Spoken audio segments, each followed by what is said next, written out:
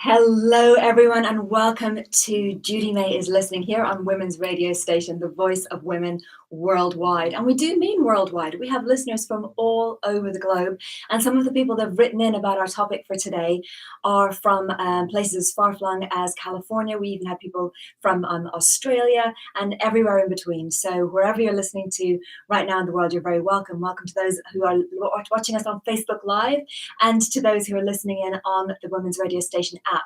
If you haven't yet downloaded the app, it is free. Just type in Women's Radio Station. Our logo, as you can see there a little bit in the background, is pink and black and WRS. Absolutely free. Just download, and that means you can listen not only to this show but the other shows that are going live. As of last week, we started to go live. There are incredible shows for you to listen to. Shows all about books, shows all about adventure, about people. There's a really great show about autism and everything around that. Tons of stuff. So go and have a little adventure, have a little look at that. And here on Judy May is Listening, what we do is I deal with the topics that are of most interest to you. So you let me know what is it that's going on for you, and I listen. And then we just, as the jingle says, we transform everything. And what my job is in real life is I'm a motivational speaker. I travel the world, speaking from big stages and to small private groups. And I've been doing it for 20 years. And what I've learned in that time is that everything is fixable. So if there's anything at all in your life where you feel that you might be stuck, you feel that you might not be progressing the way you want, you feel that your dream is somehow on hold, that is just a feeling. Sometimes a very strong feeling, granted, but it is just a feeling. And we're here to fix that, to get you to the next level, to get you feeling better, doing more stuff, achieving more, living the dream life that you know is possible, but somehow you just get a little stuck in the sticky, as they say. So we're here to unstick that today. And today's theme, the thing that we're going to be unsticking, is all around women and visibility. It's a huge thing right now. You know that over the last couple of years, we've been hearing a lot about women directors coming more to the fore. There's lots of conversations now about women cinematographers. The fact that the word cameraman is pretty much ubiquitous. That people don't talk about camera woman or camera person in quite the same way. And we're going to find out, is that changing? And how is the world of women behind the lens changing how women are starting to view themselves? Because if you remember back in 1975, I was a kid then too. I don't know what age group you are, but there was a film critic called Laura Mulvey. And Laura Mulvey really created the phrase, or made popular the phrase, the male gaze. Now, what was she talking about in that? What she was talking about was the idea of the male gaze observes and the female body is observed. In fact, it was an idea that was around for quite a while. I know that John Berger who talked about it in a great book, Ways of Seeing. But this is just very much an idea that is important to us as women, is that we know that when we're being looked at, it's not the same as when a man is being looked at. We know that there are certain expectations, there are certain things that we need to be aware of, that people aren't just picking up information, that to a certain extent we're there to be looked at in order to please, in order to gratify, in order to entertain, in order to reassure. So what is this all about being a woman? Because a lot of us then choose the route of being invisible. It's a route that I certainly chose for years. In fact, for years, the whole reason that I was into radio, I've been doing radio since the mid-90s, and the whole reason I preferred radio initially was because I didn't have to be looked at. But now, of course, you don't get to escape that. We're being looked at the whole time. It's just even more so now that everybody has pretty much camera equipment on their phone, equipment that 20 years ago used to have a great big camera. Again, we're going to be speaking to our amazing guest all about that. We have Mi Elfverson joining us a little bit later. Mi is from Sweden, now based between Sweden and Brighton in the UK. And she's all about making sure that women get visible, not only in a way that's comfortable to them, in a way that empowers them, but also in a way that allows them to grow their businesses. So I'm so excited to introduce you to Mi. She's just one of my favorite people. I actually did a course of hers. That's how I got to know her. I did her initial Vlogging Academy course and was absolutely blown away by it. Just the simplicity and just the mindset that she has and the heart set that she has around, it's more than okay for you to show yourself. And I tons of stuff came up when I did that training with her. Stuff about, I went home and I was kind of elated, and then I was sobbing and I was thinking, gosh, is this possible? And all kinds of things. So we're going to hopefully be unleashing a whole lot of stuff for you today. But first of all, I want to say thank you so much for all the notes that you've been writing into me on social media.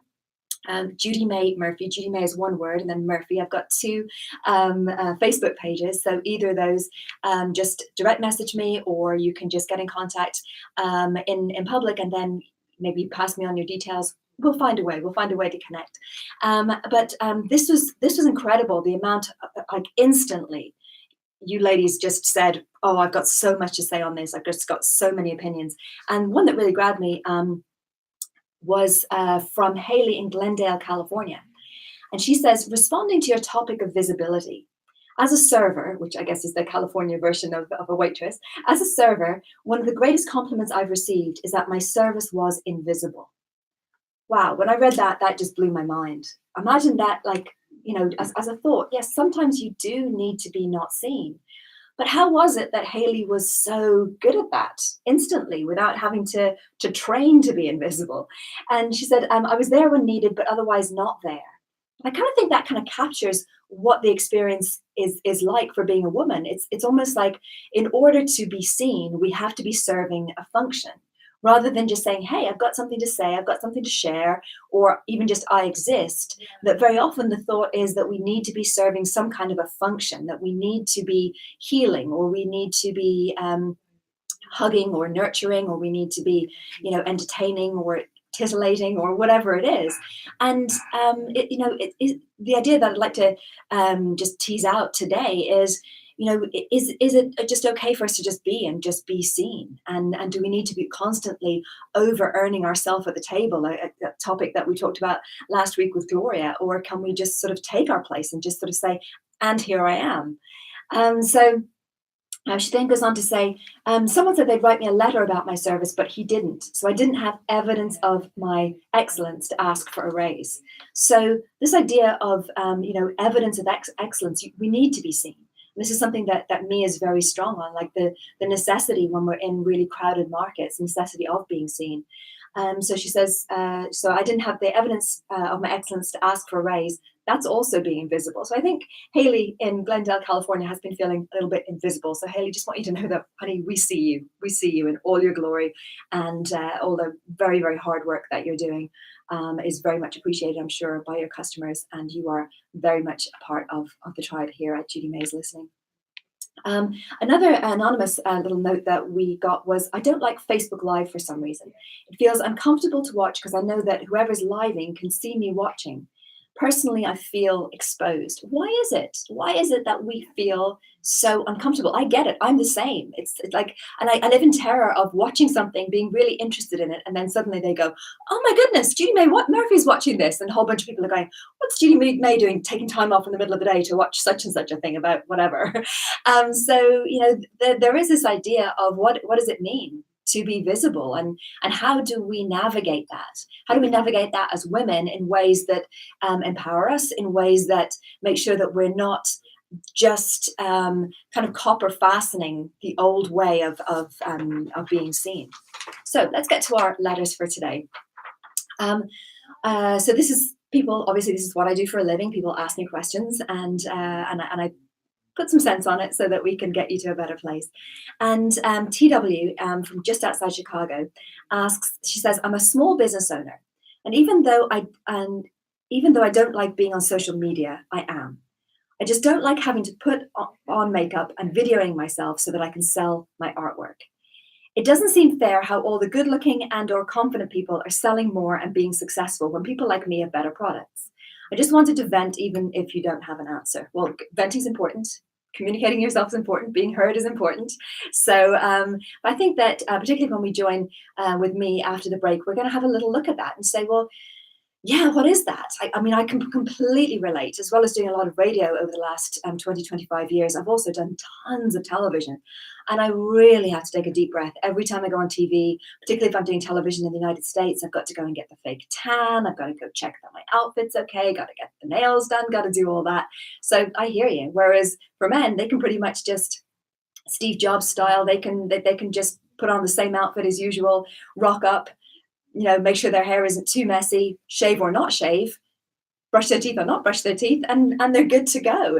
There is a whole other level that we need to take care of. So, what's that about? And there are amazing things going on online, amazing YouTube channels that show us how to do our makeup. But what really gets me is, particularly with younger women, spending so much time learning how to do this perfect smoky eye, learning how to, position their lip gloss just right. Do they want it Korean style, or do they want it American style or English style? That I sort of think of all the things they could be doing instead. So where is the line on that? How much time do we need to be spending making sure we're camera ready? Are we camera over ready? I was putting on lipstick just before this, and I put my hat on just to make sure I didn't have to worry about my hair. But how much of that is being too concerned about it?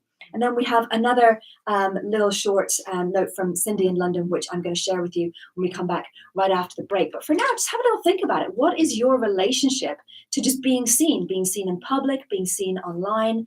And we're going to talk about that very soon. Hey, good stuff, and welcome to everybody joining us on. We've got Facebook Live here. Is that right, Lana? Lana's our wonderful YouTube. Got YouTube right here. Okay, hey to YouTube. And here we've got Facebook Live. Hey to Facebook Live. And you guys will get to see me before everybody else. So if you want to, maybe someone there on the crew just swivel that around, and we can get to see our lovely guest. This is Mi Elfverson. I'll be introducing her for the live radio listeners. And what we're going to do is we're going to make sure that we just kind of keep this going. And by the way, if you've got any questions at all, please, info@judymay.tv is the cleanest, fastest way to get hold of me with any questions that you have. Because if you've got a question and you don't know we have a show coming up on that, you can always ask us, because what we're going to do is we're going to prepare shows that are of interest to you. I don't want to just put a topic out there and half of you say, I'm kind of over that. So if something's really important to you, chances are that it's really important to other women as well. So please, please, please do get in touch with that.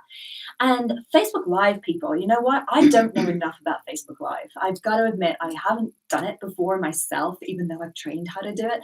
I do know how to do all the camera stuff. I do know how to make sure that I say something interesting. I've learned all that from our next guest. But you know what? I'm just not using it yet. So if you've got any ideas for how you and I might be able to connect, like, is there a way that, that you can maybe share Judy May's listening with your group of people, and I can share what you're doing with my group of people? Because that's something that I'm really building right now, is online, connecting with amazing groups of women. I know there are women like the Women's Inspire Network in Ireland, in the west of Ireland, and there are other groups that I'm connected in with. But I could be doing that at a whole other level. I know I'm gonna grab me for a cup of tea afterwards, and let me tell you, it's gonna just be a whole other level. So if you've got an idea for how you and I might be able to partner on that, please let us know. And also, for a lot of the other hosts, there are loads of incredible women hosts here on Women's Radio Station, and we really, really want to partner with you. This is so not an ego-driven station. It really is about tribe. It really is about all of us raising each other. So please do that. And okay, right, we're going to get ready. I'm going to have some water, and we'll get ready for our second quarter. 20 seconds. Thank you, Smellies. Got our gorgeous Smellies here, our technical producer.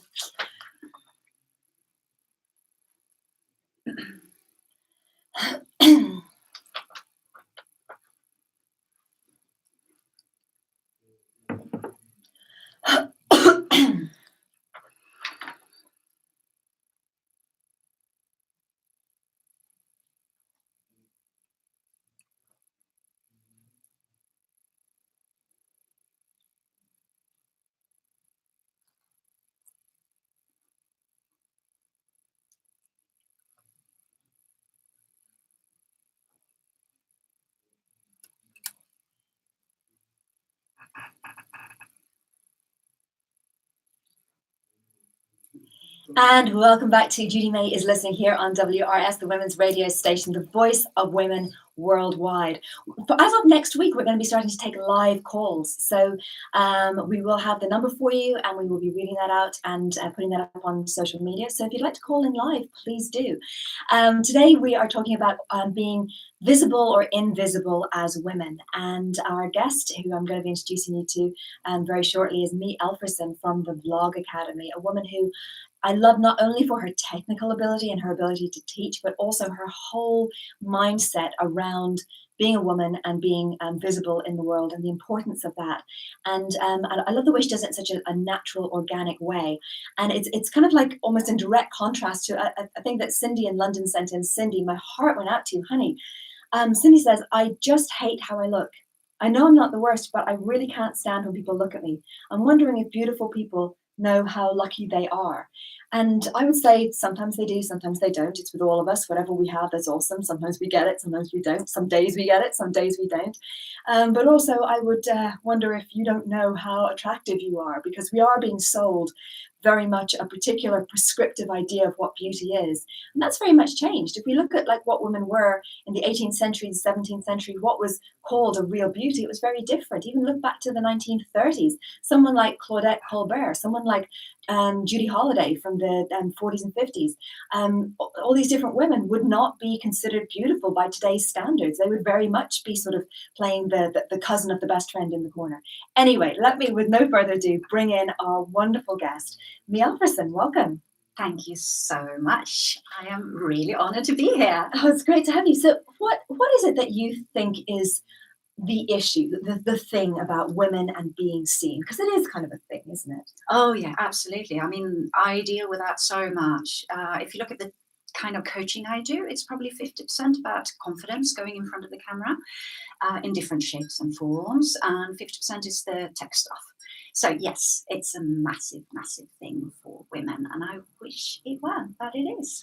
And does it have to do with how you look? Because I think that Cindy was actually suggesting that she kind of knew it wasn't, she's like, I'm not the worst.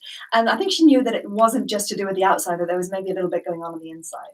There are so many things affecting us. It's not just, I mean, the way we look, and you describe that really well, it changes all the time. What is the ideal beauty? It changes every day, and in different cultures as well. So I think it's very much, it's the classic say, isn't it? It's in the eye of the beholder. It's we have an image of ourselves. We look at ourselves in the mirror in the morning, and we make a little face the way we want to be seen, the way we see ourselves. And then when we see each other or ourselves from a different angle, we actually sometimes look completely different because there's a different light, it's a different angle we're not used to. But then you also have your voice that you need to get used to, and we pick out on certain things that we've even from childhood, we've been dragging along, maybe for generations, because our mothers or our sisters or our relatives had this issue, and we think that is a massive thing. And then all of a sudden, one day, we realize, you know what, it's actually not so bad. No one's focusing in completely on that. It's like if you wake up and you've got a spot, and you cover it with makeup, but you think that that's all anybody is looking at, and you can't possibly go out that day. And other people are like, well, I don't even see it. And you think they're just being kind, but they actually don't even see it. Absolutely. And then, I mean, I deal obviously a lot with people in business, female entrepreneurs a lot, not just female at all, but a lot of women have, I would say it's more common among women to have these thoughts and insecurities, unfortunately. And in business, you really, I can define it in different groups, if that's okay. Please, that'd be lovely. Yeah, should we go back in history as well and have a look at what's going on here? Shall we shape on this? All about that. Absolutely. Yeah, go on then. Let's go back. Let's go tribal. I mean, if we actually really look at this in a from a greater perspective, women have been we've been tailored by this for so long, for forever. Mm-hmm. So back in the tribal days, we had to fight for our position in the tribe. We need to fight for the man to, have our children, which is the biggest driving force of everything, for a human being is to actually have children. So basically, continuing to more modern times, we had to to fight to get married because we were dependent by then on the men. They were the hunters and the gatherers. They were the suppliers. If we didn't have a man, it was bloody hard for a woman to survive, right?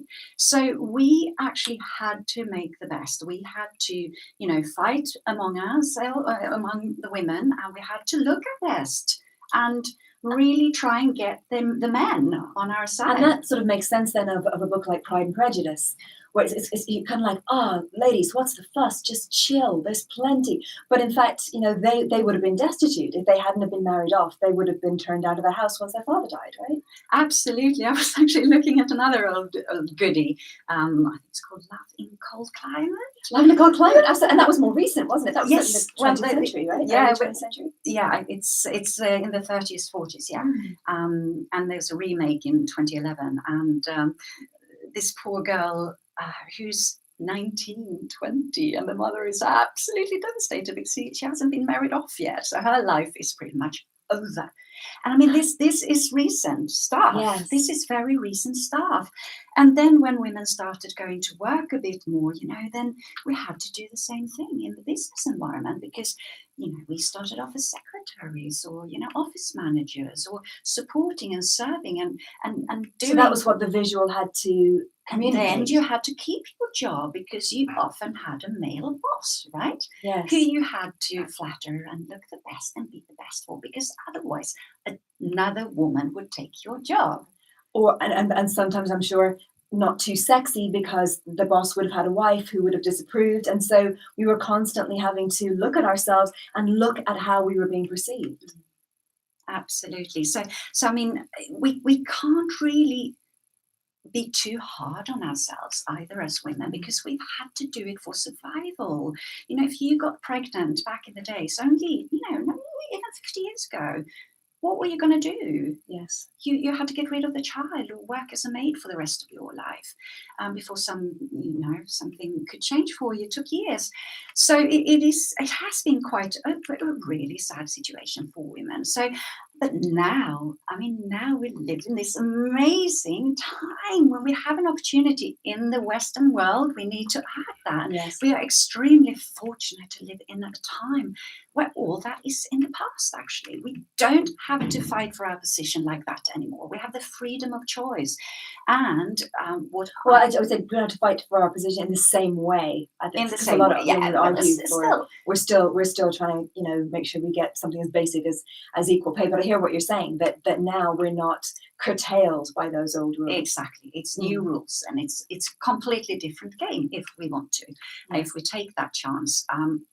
So I think because of the way we had to relate to each other as well, between women in an office, for example, in an office environment, in a group of women, in a club, at school, there was a lot of bitchiness, right? Because you wanted to prove that you were the best and you were the biggest and you deserved, to be at the top. But all that is in the past as well, which is so lovely. And that's why we see all these, as we call them, the tribes coming together and working together to support each other. That we're not being competitive, that you and I aren't trying to be better right now than each other. We're just completely in communication. Absolutely. It's about collaboration and supporting each other. And I love that, say that if you see a successful woman, everyone wins, because that if a woman can do it, it's helpful for all other women. Don't we see that though, particularly online? It breaks my heart when I see younger women, particularly sort of in their late teens, early 20s, and they are trying so hard with the grooming and they're lovely. I mean, they're absolutely gorgeous, and let's celebrate that. But they're really making that their entire identity, and you sort of think, you know what, you have the ability to become very powerful and go really big and have a very expansive life.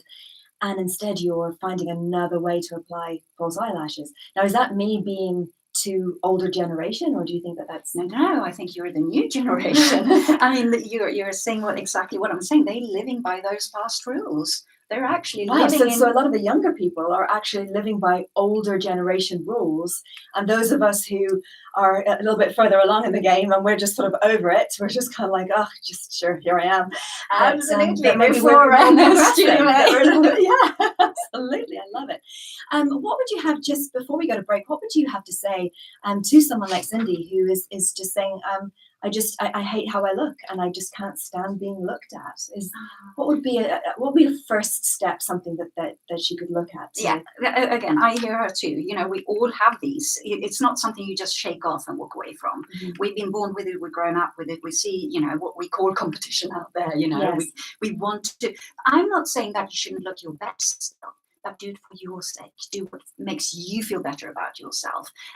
By all means, go and, you know, check your colors and put some makeup on if you feel like that. Mm-hmm. But for your sake, not for anyone else's sake. And then it's about practice, getting used to seeing yourself. So if you want to go on camera, just do little videos that you make. You know, don't have to show them. That was the first thing that you had us do in the Vlog Academy. I remember you instantly. I thought we were going to be talked into it gradually, and maybe after lunch we'd be taking some video. Instantly, out came the phones, and we all did it, and we all did it quite badly. But just looking at yourself and saying, "Oh, well, that's it. That's a first step, and it's okay." And just realizing that your whole nervous system doesn't have to fight back against your own image. Then that the more you see yourself, the less your nervous system does that fighting, the less your brain kicks off saying, oh my gosh, panic, no, it's all wrong, gotta get a man, kind of old wiring, very, very old wiring. So after the break, what we're going to do is we're going to talk a little bit more about the technical side of things that Mi is hugely expert in, and how can we see ourselves differently. So see you very soon.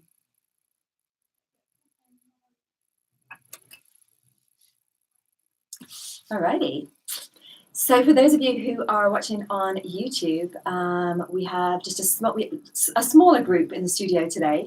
We have Lana, our lovely intern, who just does everything for us. We're always I really feel for Lana, because we're always just going, Lana, get this, and she's torn in several different directions. Awesome lady. And also we have Melis, who is our technical producer here for all the shows. And so she is just doing absolutely sterling work, absolutely incredible. She's constantly busy and always very kind and welcoming and patient. And we absolutely love her for that. So that was great. I loved that stuff that you were talking about the tribes, and because I hadn't thought about it in that way, that in fact being visual was how you stayed alive. Exactly. So our brains are kind of wired to absolutely think about that, you know.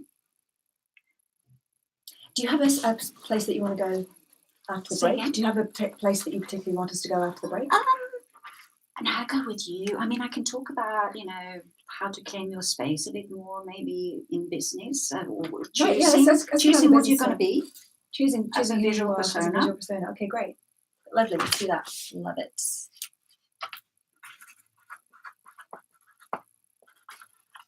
Those of you who are on Facebook Live, we'll be back with you really shortly. We're just in the ad break right now. What was it? Who you are, choosing who you are visually. I call it the visual persona. Oh. So if choosing your visual whatever persona. makes yeah. That's good.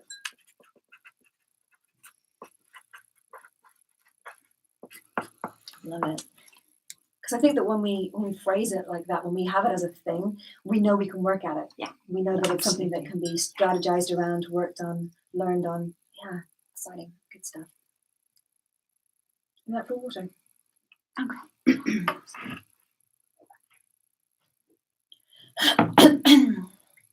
By the way, if you're wondering where we are right now, we are in our little starter studio here in Covent Garden. We're going to be upgrading as the year goes on, as Women's Radio Station starts to build. If being a guest is something that you're interested in, even maybe hosting a show, and certainly if you're interested in your business being spoken about, being sponsored on the show, just get in touch with us. 20 seconds. Right. So just making sure the live is going out on the right angle. Yeah, it's not going to be lying down. Pick it up a little bit.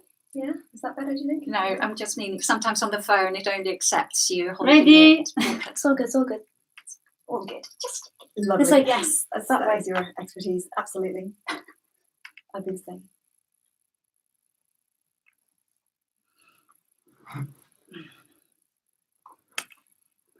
Peeking through the little scrap, yeah.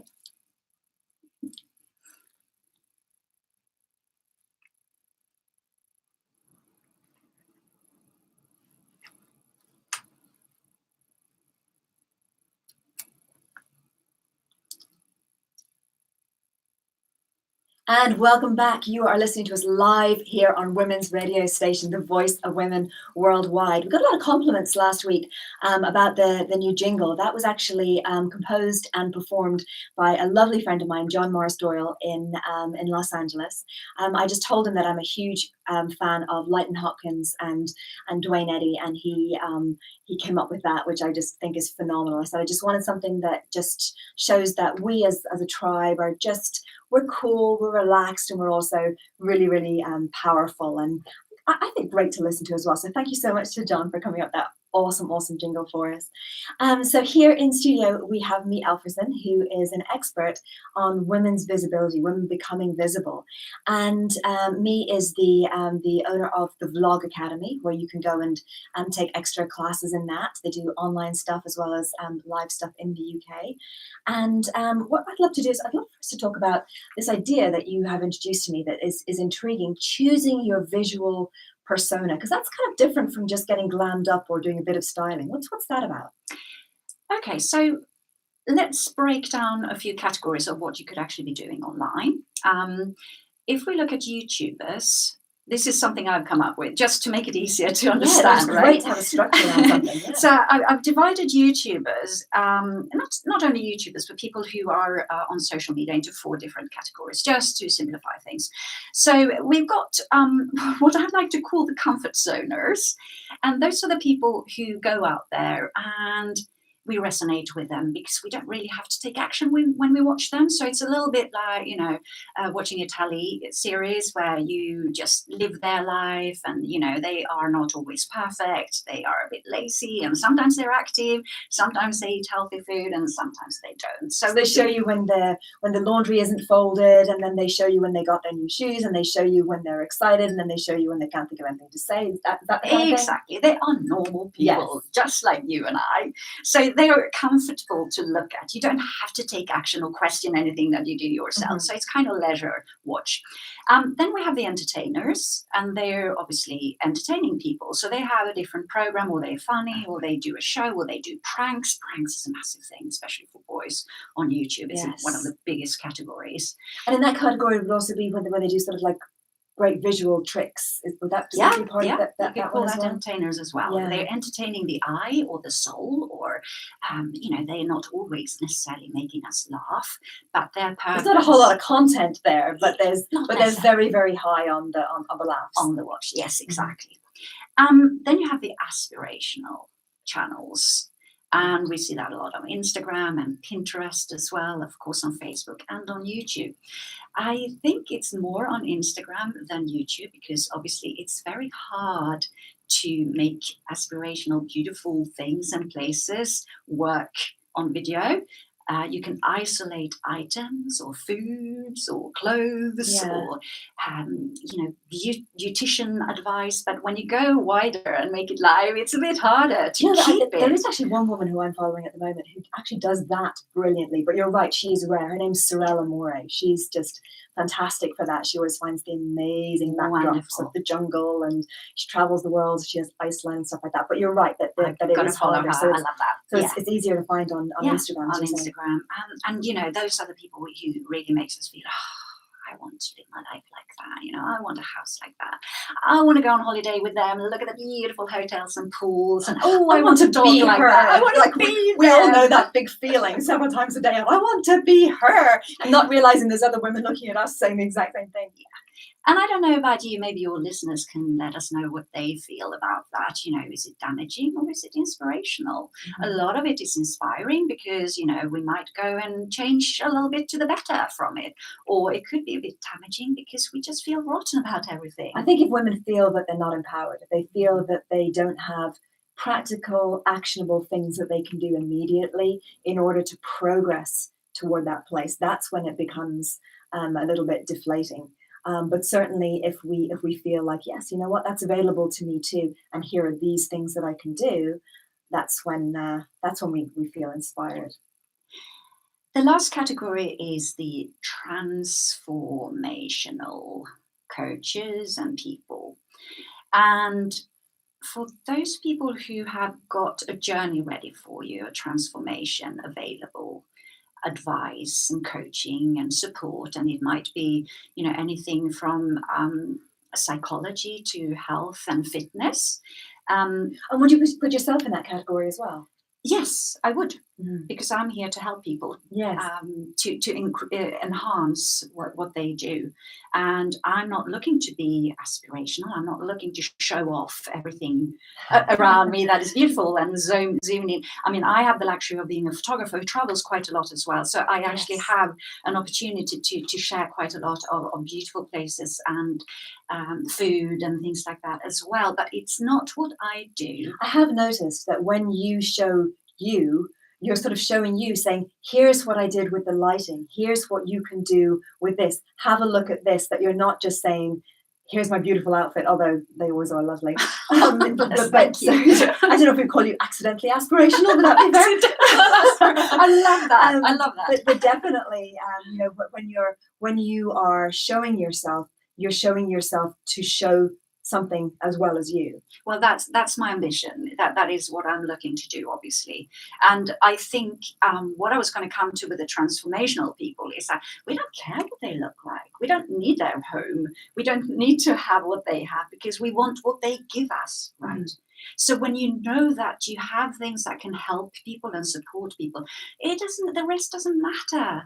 Do you know what? That is so right. I actually thought that it was more important, but now that you say it, I remember for a long while, there was a YouTube channel called Delusion Dispellers, and this lady really didn't mind about visuals. She used to have this sort of strange sticker or something that she wore on her cheek, and the background was often her daughter wandering around getting stuff out of the fridge, and she wouldn't be made up right.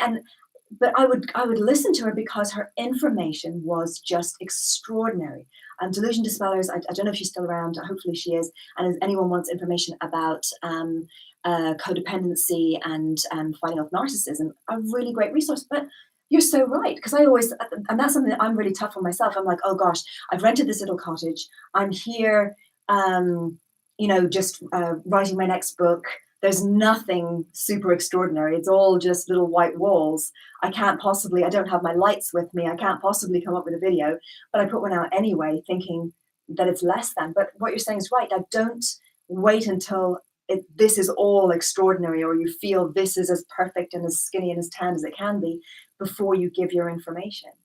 Absolutely. And then, of course, we all have different levels of vanity, I love how you just say that so casually. Just different levels of vanity, yes. Where's yours at? Where's 10? Where's yours at, do you think? And then you have different levels of creativity and artistic needs. So for some people, it's more important that it's all looking good and have the right feel. And then you've got to look at your brand. If you are going serious, more than anything, you actually have to reflect what your brand stands for.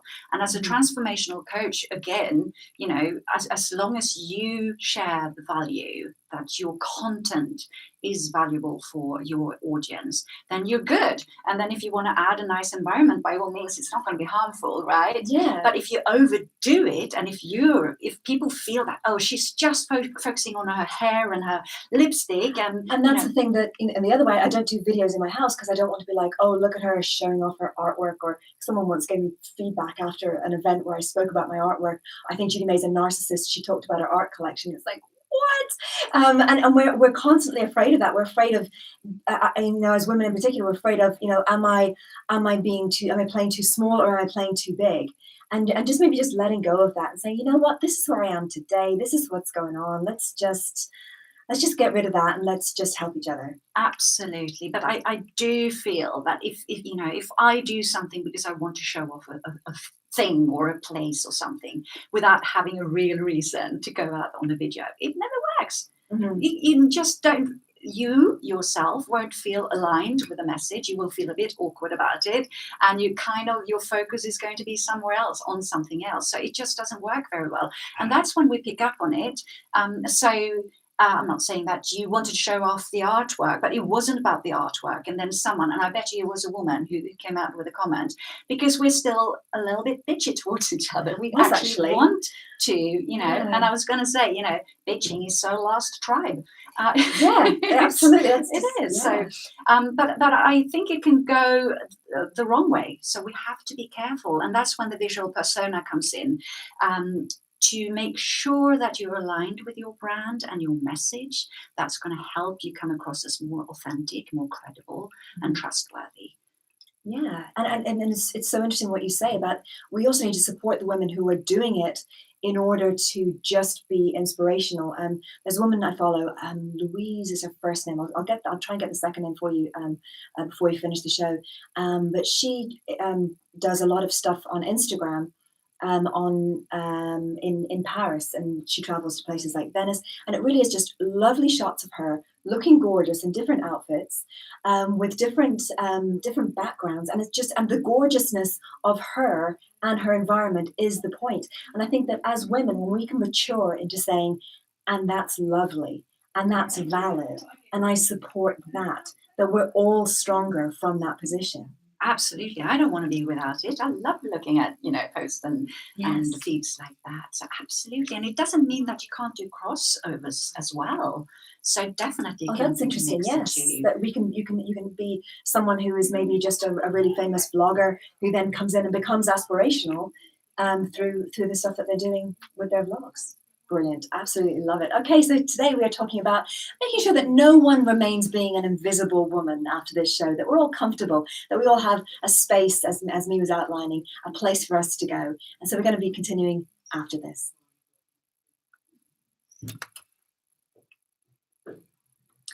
How good am I at finishing right on time? I was just going to say, your time is impeccable. Timing is, do you know what?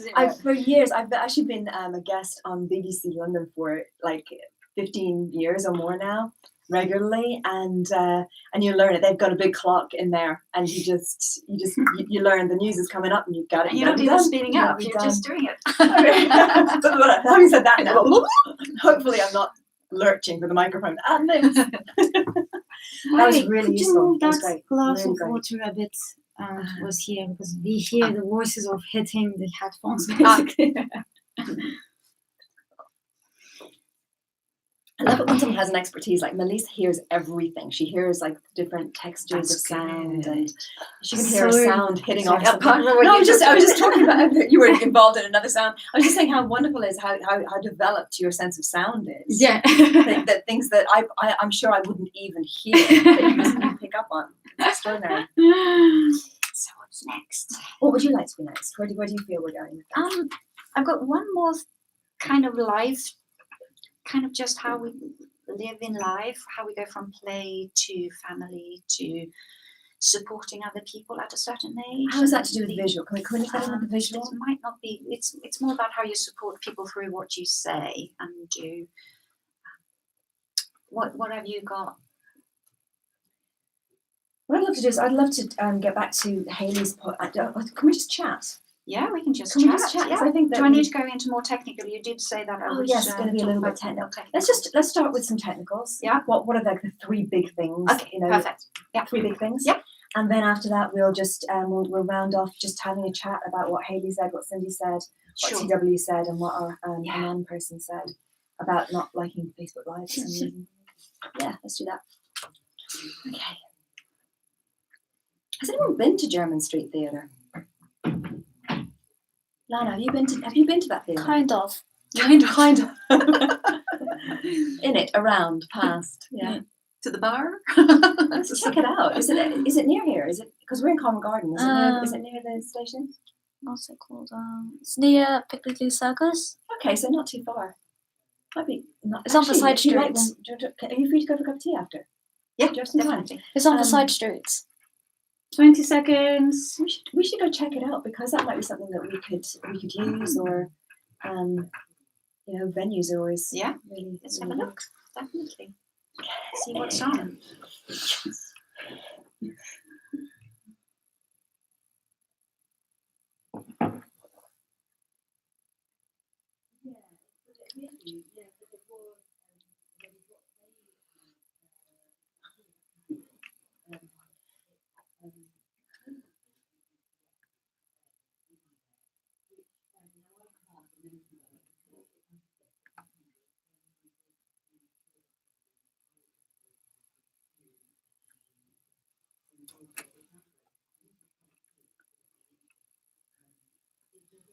And welcome back to Judy May is Listening. I love a good guitar. There's something about just a really clean guitar sound that just brings me alive. What brings you alive? Let's make sure that Judy May is Listening isn't just about the things that are hurting. I really want us to make sure that we're talking about the things that we celebrate as well, that we can share those, that we can, as May was just talking about all the different categories, that we can just sort of be ordinary like everybody else, and then also we can, be entertaining and funny, and that we can also be inspirational as well as experts. Let's make sure that we're not just sort of saying, this is the pain, this is the agony, let's just sort that. But to realize that in life it's all kind of mixed together, isn't it? Absolutely. So this is Mi Elfverson from the Blog Academy.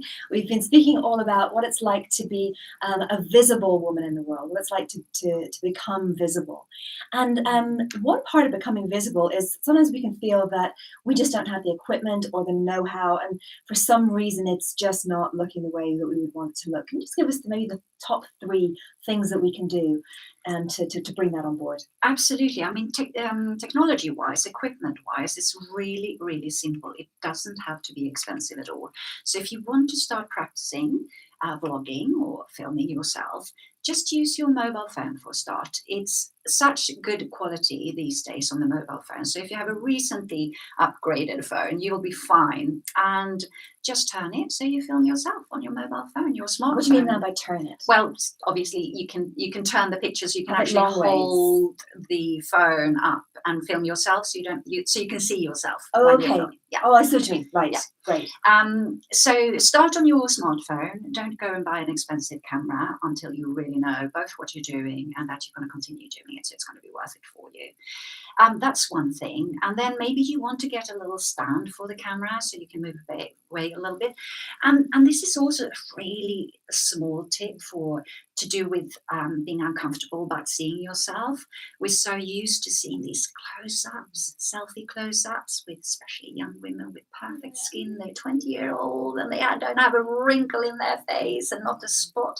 The older we get, the further away we can get from the camera. You don't see. In the movie Tootsie, they would say, getting closer, not too Not close. too close, We have that exactly. inner Tootsie moment in our heads as older women. Yeah. Exactly. So just move away a little bit further. That's fine too. You don't have to show every hair and wrinkle in your face. So go a little bit wider because it's going to be more forgiving actually. Mm-hmm. So get a stand, and again they're really cheap. You can order them online for from £4. So it's not really a massive investment, and it's all worth it. And then you can put it on the table, or you can get something that is a bit taller, like a tripod, and that frees up your hands as well. So if you are someone who wants to start promoting a product, or you use your hands a lot when you talk, then that's quite liberating, because it's going to allow you to use your hands more when you talk. And I guess the more comfortable you are, the better you look. That's absolutely. The more you can forget about the camera, really, Yeah. which is so easy to say, but the better it is.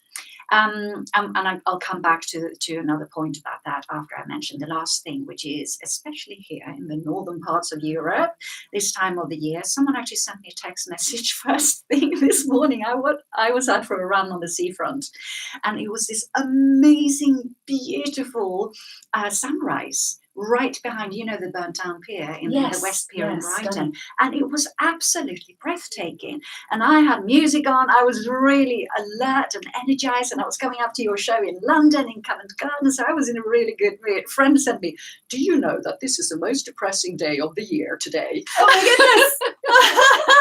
Not in this studio. Not in this studio at all.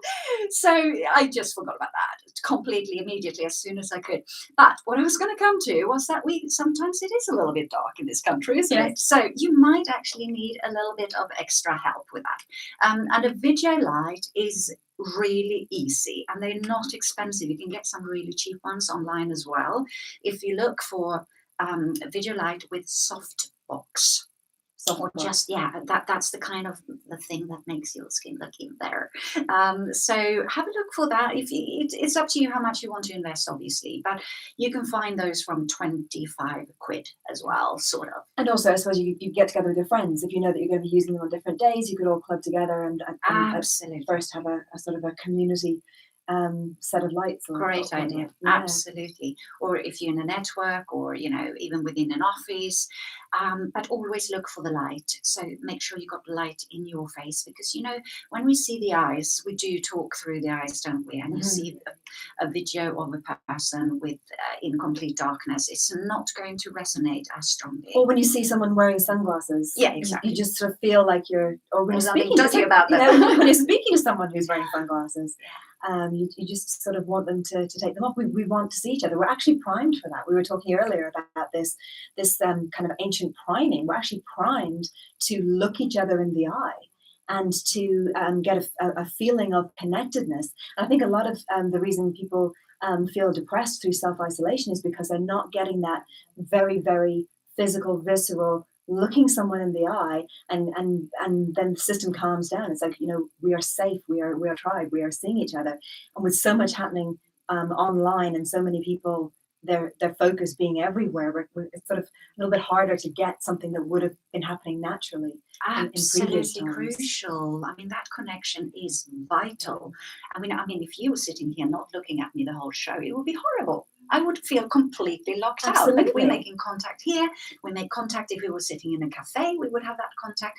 And this is why video blogging, or I call it talking heads. A talking head format is when it's just a person talking straight into the camera. Mm-hmm. It's really important that you regard the viewer as someone you are actually there talking to. So you don't regard them as a massive audience that you're shouting to, but it's a personal conversation, and that means that you're going to have to meet eyes. And this is another important part of when you start vlogging, to practice that you need to meet the lens, not your own eyes, which is easy to do if you see yourself on the screen.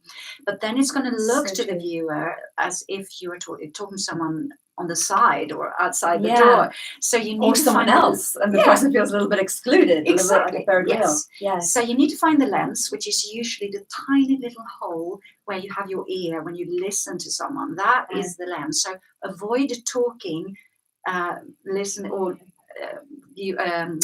Can't even talk myself anymore here. Looking at yourself on the screen, and by all means, roll it back and make sure that rather than talking feel to you on the screen, the you that you see, instead you're talking. In fact, I've just started to do it now on our YouTube version. I've been making the mistake that I've been looking at us, and in fact, we got to look a little bit higher, and people will feel more connected. Hopefully, we've just demonstrated what Mi's been talking about. There we go. Lovely. And if you're up close, it's going to be really, it's going to be really visible. So you need to be careful. Because they actually had this really great, quite difficult psychology test, a series of experiments that was done in the 1970s, where the mothers of babies would suddenly just withdraw all that connection. They would just suddenly become really inexpressive and not mirror back to the child anything, and just become rock-like. And the child became. The babies would just become so upset so quickly, and they would just do anything they could, and they would screaming, crying in order to get that contact back, that real visual contact back. So again, we are absolutely primed for it. So this is something that we do need to think about it, to make people feel reassured the way you would want a small child to feel reassured. All we've got to do is start looking in the right place. So this is just such valuable information. I'd love for us just to go back to what our anonymous person sent in about, I don't like Facebook Live for some reason. I'm uncomfortable to watch because I know that whoever's living can see me watching personally, and I feel exposed. Is there an argument to be made for being able to hide Is there, or do we No. need to? No. Okay, great. Talk to me about that. Well, I love Facebook Live, and I'll tell you the main reason for that is because I think it's more forgiving.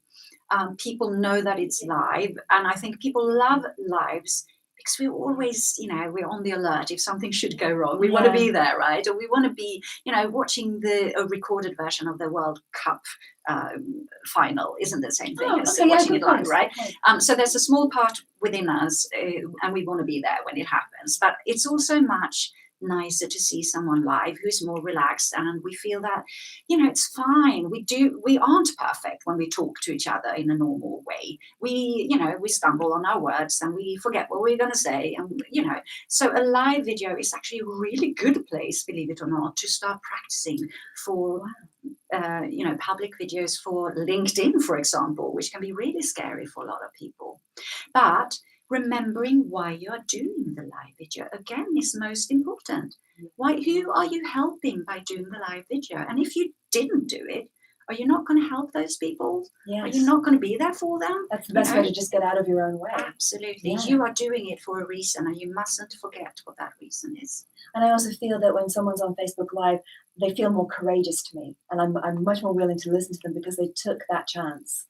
And I just love how all of this is growing us, that this technology isn't just a thing that's sitting there to be used or not used, but it's actually calling us to become a better version of ourselves. Absolutely. And this is why it's amazing that we can take this opportunity and go out there and run our business with more flexibility, reach more people. Absolutely. And do what we're passionate about. That's what I'm all about, to support people to do that. And if someone wants to learn how to do that more, you can contact me on the Vlog Academy at vlogacademy.com. And I myself am a graduate, so I can absolutely say that it is really, really worthwhile. I remember we spent a lovely day in BAFTA one day and did extraordinary things. You always choose beautiful locations.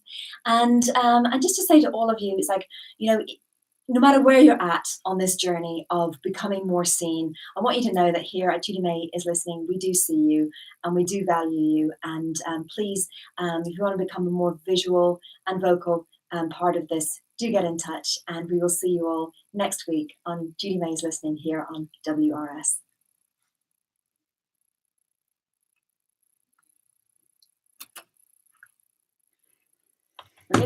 Just bear with me. Let's Absolutely, listen. yeah.